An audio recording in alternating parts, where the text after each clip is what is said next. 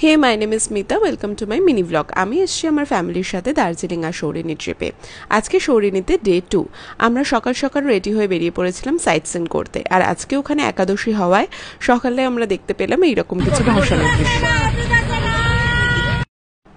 এবারে আমরা ঠিক করেছিলাম একবার হলেও মার্গারেট স্টেক যাব। এতবার আমরা ট্রাই করেছি কিন্তু কোনোবারই হয়নি।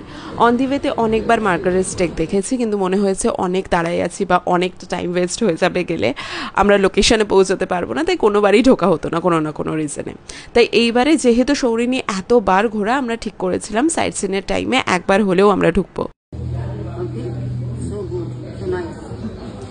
প্রায় 10-15 মিনিটস ওয়েটিংয়ের পর সিট অ্যাভেলেবেল হয়, তো আমরা ভেতরে আসি। আর বাইরের সিটিং তখনও ফুল ছিল। দিদুর জন্য নিয়েছিলাম হট চকলেট, আর আমাদের জন্য নিয়েছিলাম মার্গারেট হোভ ভিন্টেজ আর এই ফ্রেঞ্চ ফ্রাইসটা।